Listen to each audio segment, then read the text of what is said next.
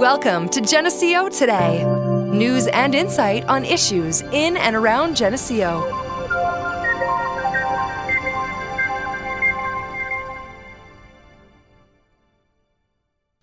Welcome to Geneseo Today, the show where we highlight important individuals of Livingston County and specifically Geneseo. Today, County Administrator Ian Coyle has joined us in the studio. How are you doing today? I'm doing great. Glad to be here. Starting with your background, I understand you have experience in political science and acting as an educator at a collegiate level. How has your background been beneficial to your position? Well, I would say I did go to school for political science at first, and then I went to graduate school for public administration.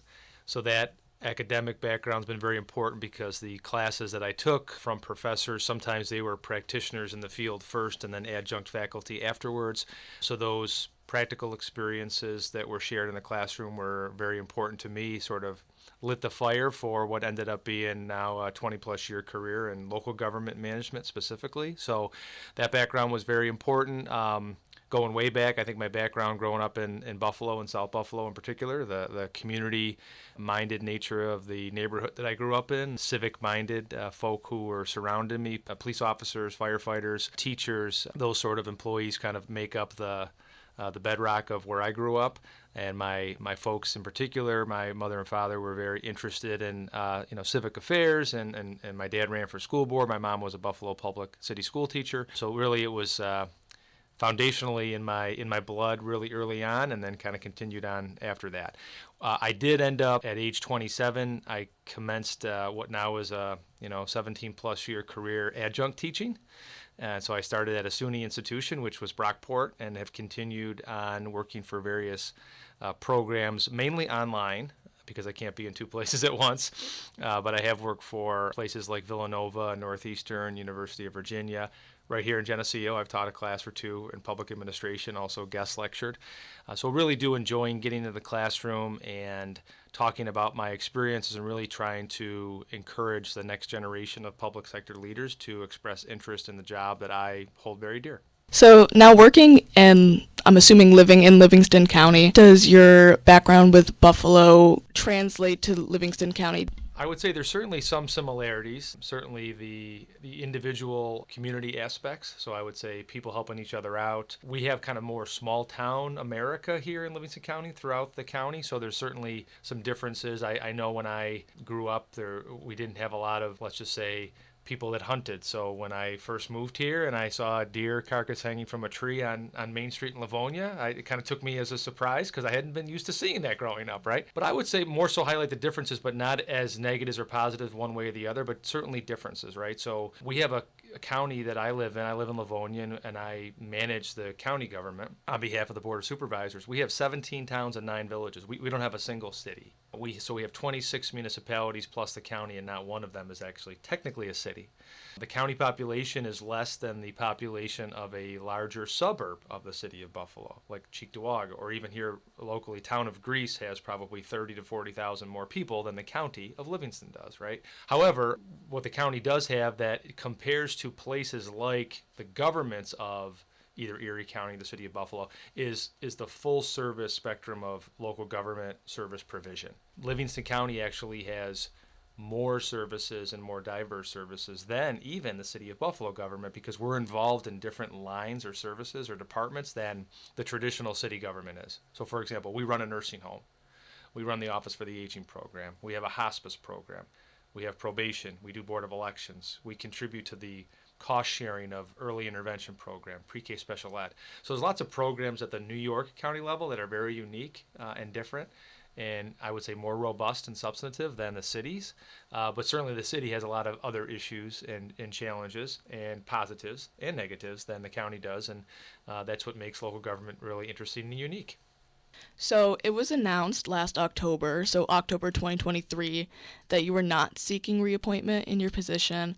I wanted to focus on what initiatives you have begun and the work you have done during your time you acted as the county administrator. So would you just please highlight a few things that you're proud of, a few major accomplishments and initiatives you have seen occur during your time? Starting organizationally, I had a hand in hiring almost every one of the department heads that report directly to me. So we've got elected official department heads, which are like the sheriff, the district attorney, the clerk, and the treasurer. Of course, the people vote those people into office. But primarily, mostly everybody else is an appointment process that goes through me. So I would say I'm very proud of the team that we have, because anything that is ever attributed to either me or the county is always a group team effort.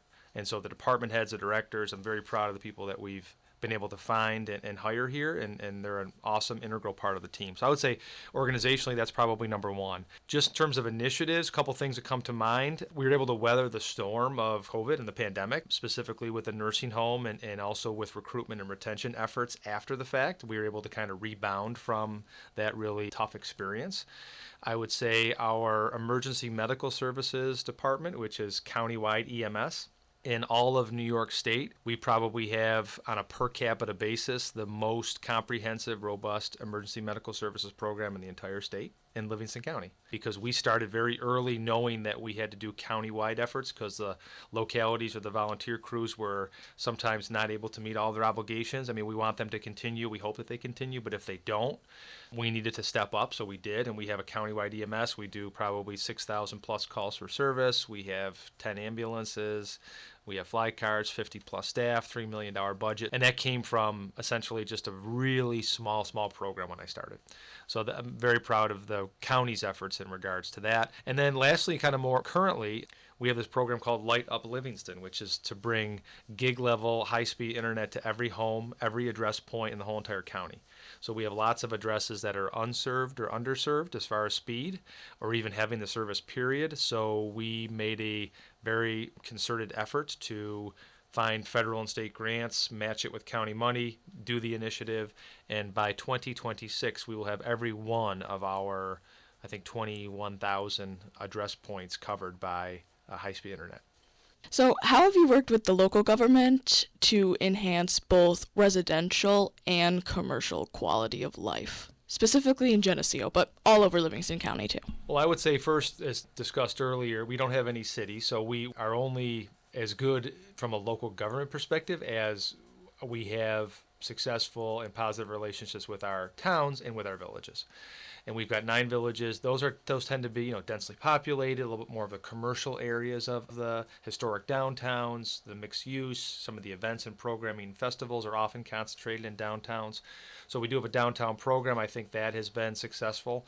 I came from a village government, and I'm still partnering with cities and villages in different capacities across the state. So I always had a soft spot in my heart for villages because I was a village manager before I was a county administrator. So I was really enthused that the county of Livingston chooses to directly involve themselves in helping out and partnering and doing shared services and things of that nature. So to your question, on the residential side, honestly, not a whole lot, except for the residential living experience, of course, is hopefully bettered by the fact that we have these partnerships. So what are we doing to help out small business? What are we doing we did a Parks and Recreation and Trails project from the county to the towns. So those are the things that I think the residential experience can be improved. Services is a big deal for an everyday resident. Public safety is a priority. Yes, it is in Livingston County. Emergency medical services, pre-hospital care. Is it a priority in Livingston County? Yes, it is. Do you have a county publicly run nursing home when you get older or your family members are older? Yes, we do. Do you have Meals on Wheels? Yes, you do. So all of those things I think are part of the experience of being a resident. Then I mentioned the broadband effort. So we're trying to improve the quality of life in the county through everything that we do. On the commercial side, likewise, it's the small business enterprise programs. It's the large business kind of site selection efforts. It's how do we add infrastructure, water, sewer, or broadband into areas that don't have it to help spur additional business activity or maintain or retain jobs here in the county. So those are just kind of some of the examples that come to mind. You just mentioned all these services and all these wonderful events that are available to residents of the county. Is there a website people can go to or anything that they can get information on these places or these services as well? So I'll mention 3 or 4. The first would be the Livingston County website, which is livingstoncounty.us. It'll change it to different URLs because most of the governmental URLs are all having to move to .gov these days. So there's a transition happening as we talk right now. But right now, livingstoncounty.us will get you there, or if you Google Livingston County, New York, it'll get you to our other URLs. That has all of our information on all of our county services. From an economic community development perspective, Grow Livco is another website. Also, Visit Livco, LIVCO. As another website. Also, you can check out the Chamber of Commerce has this different events, which is the Greater Livingston Chamber of Commerce. I don't know their URL off the top of my head, but just Google that. That'll get you there. So those websites generally will take you to the department listings, and then of course the events and programs. And then I guess I mentioned four, so I'll go one more. It's just regular social media. So the county's on Twitter, the county's on Instagram, the county's on LinkedIn, the county's on Facebook.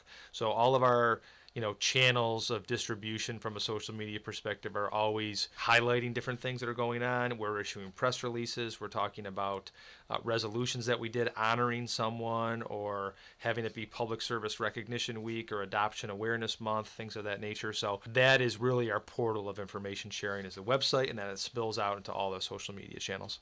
Earlier we mentioned Buffalo and how city challenges are different than that of Livingston County, especially because we only have towns and villages.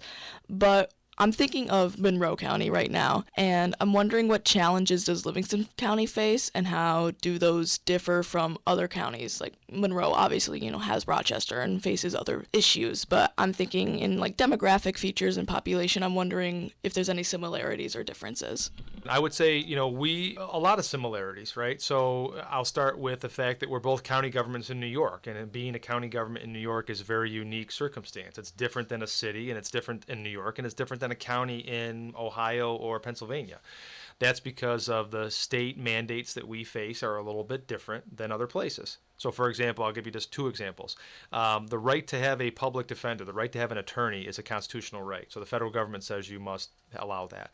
State governments in some states handle that themselves, meaning the state government employs these people and they handle it.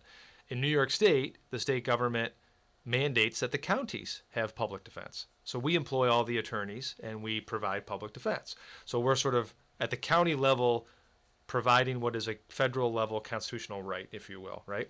So I think that's unique circumstances that both Monroe and Livingston are in the same boat as it relates to that, right? It doesn't matter the size, we're all in the same boat of these various human services programs.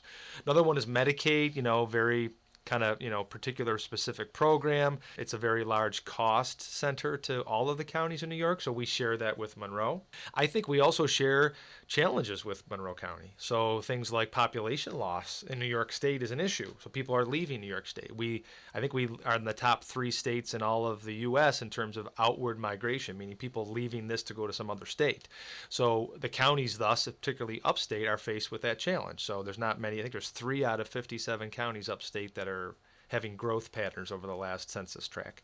So that's a concern for Monroe and Livingston, right? I think representation in Albany in terms of advocating together, I think we find ourselves far more on the same side of the issue than on an opposite side of an issue. So very, very much, their populations is probably, my guess would be in the 700,000 range or something like that. We're 60,000. And they have a City of Rochester metro. We do not. However, what we share is far more common and concurrent, I think, to the advocacy issues that we have, financial issues that we have, managerial concerns that we have. We both have staffing and recruitment and retention challenges. We have budgetary challenges. So good question, but I think we are very much more similar than we are different. If you're just tuning in now, this is Geneseo Today. I'm Carolyn, and I'm joined by Livingston County Administrator Ian Coyle. So we were just speaking about demographics of Livingston County and how they differ from other counties in the area and the unique challenges Livingston County may face.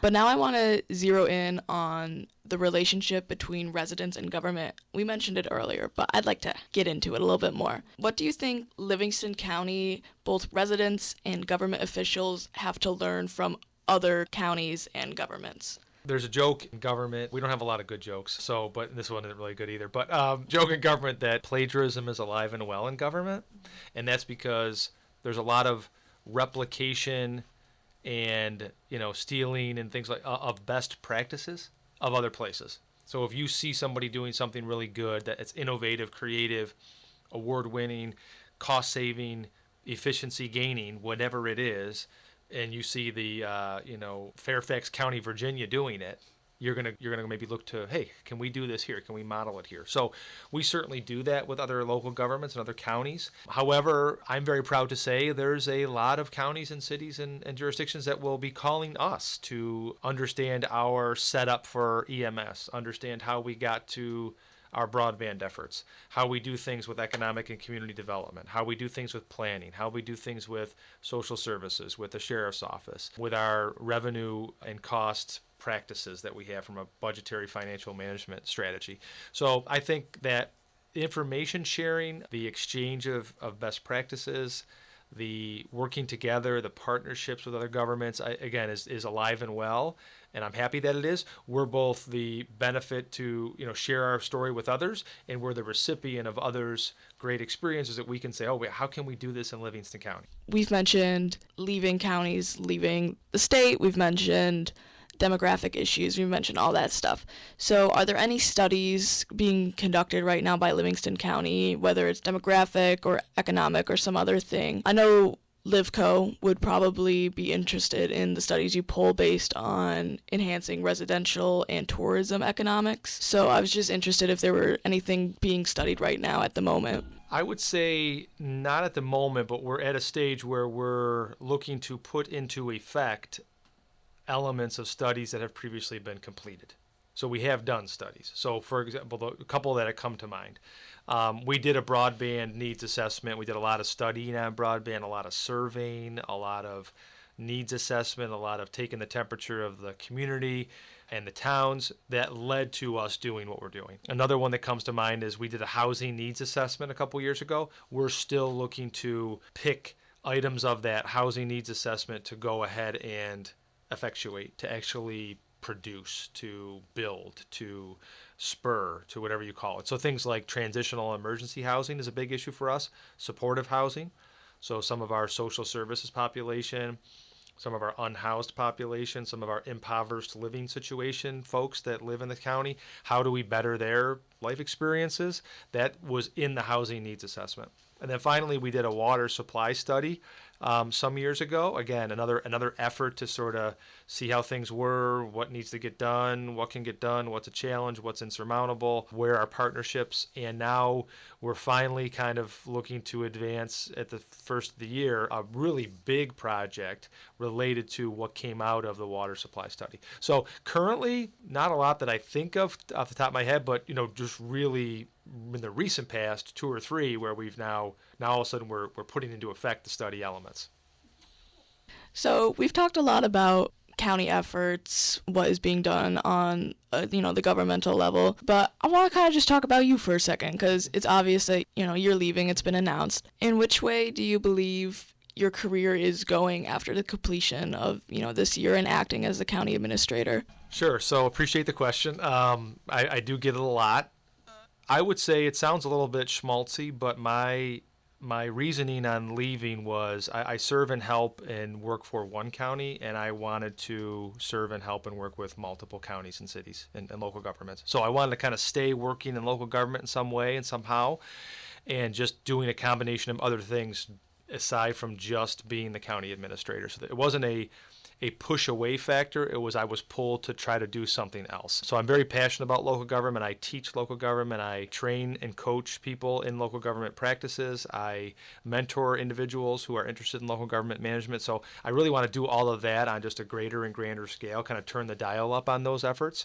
I help out other cities and counties with searches. So if they want to hire a city or county manager or a director or department head, I would work with them. Sometimes post-hire, they want to have that individual coached in some way, like a leadership coaching effort. I will work with counties and cities across the U.S. really and do that. And then really the teaching and mentoring aspects I really enjoy. Working with I call it the NLGL, which is the Next Local Government Leader Program. That's something I created and started. It's primarily for individuals who in the profession are sort of underrepresented based on the population that they might be coming from demographically.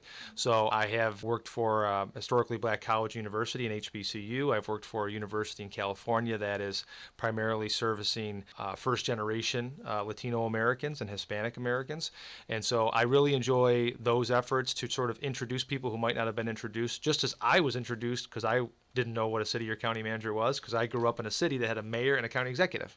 So I didn't know what this form of government was when I grew up, and I grew up just an hour and a half from here. So it's introducing people to the profession, something really I enjoy doing. So I envision that my post 1/1/25 work obligations or experiences will be probably still in some aspect of public administration, but something along the lines of, consulting, coaching, and teaching, or a combination thereof. What advice would you give to the next county administrator? Well, it's funny you ask. So we have hired my successor. He started in September. His name is Dave Probulka, and he comes from Pennsylvania. He was a municipal manager in Pennsylvania at the town level, and he's been here again since September in a really defined succession plan, work literally in the same office with me concurrently for a period of time as a deputy, and then transition after the first of the year to the county administrator. So I've been imparting a lot of advice and commentary, some solicited, some unsolicited, to Dave in this transition period. One of the things he asked me was, can you put together some thoughts on some things that we haven't quite got to yet in your tenure, or what was left as an unclosed loop, or something to attend to as he comes on board. So I've been thinking a lot about that, and as far as advice goes, I've encouraged him to continue some of the efforts that we have, first of all. And I think the things that are going well, I think we should continue. So that's a simple piece of advice. I encouraged him to keep up our communication efforts, because transparency, sharing information with the public, engaging with the residents has been a hallmark of my, time as county administrator. And I encourage him and the board to continue those efforts regardless of who's in the seat. I think it's been established that way. I would say, and he's a champion of this, so I have no doubt that he will continue this, but the position is very much what I would call a pure county administrator position. By that I mean it's nonpartisan, it's apolitical, and it's appointed. So it doesn't participate in political activity. I'm not registered with a political party. I'm strictly and solely there to objectively manage the affairs of the county government. So, and my predecessor did that as well. So we were involved with our association. We had a code of ethics. We had, safeguards and principles and tenets that we adhered to. So I know that he's a member of those same associations. He will do just that. So I think I've encouraged that status of the position to sort of remain the same. And I would say lastly is, our budgetary philosophies, conservative, not from the political sense, but more the financial sense. We have conservative budget principles. We have sound finances. We have a solid balance sheet, as they say, so our reserves are good. Our savings accounts are good to the extent that we can have them. And we've really established ourselves as a county that does financial things well. So like good financial management practices, good policies, a capital improvement plan, a strategic plan that matches with the budget. We've won distinguished budget presentation awards. So we do things right in terms of budgeting and financial management, and it will encourage him to continue that, and I have no doubt that he will. I just wanted to add a little comment in relation to transparency, because I've noticed that has come up a lot when I do my interviews. I interviewed Louise Wadsworth, who works with LivCo, and she talked a lot about just being truthful with tourism and with economics and stuff like that. And then Deputy Harrington, too, of the Livingston County Sheriff, she talked about transparency as being a key part of the Sheriff Department and how that's something they really pride themselves in. So I thought that was really cool that came up again. Mm-hmm. So is there anything you would like to share that I haven't asked you, or anything you would like to add?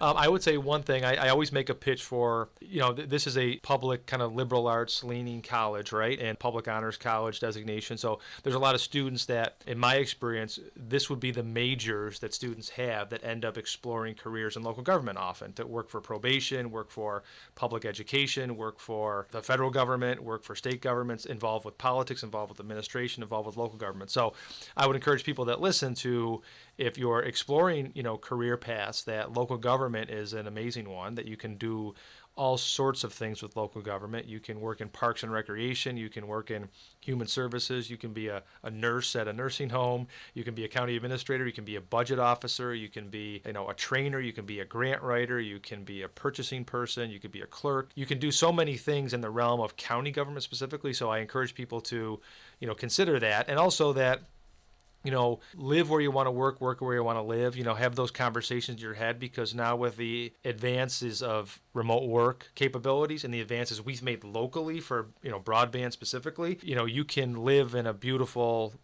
open space minded, trails and parks and lakes area like Livingston County and be accessible to all these other places, but, work from your home or work from any one of our great businesses here. So I always got to make the pitch for local government and Livingston County. So, yep. Thank you for listening to Geneseo Today on SUNY Geneseo WGSU 89.3, Geneseo's Voice of the Valley. Tune in next time for more things Livingston County.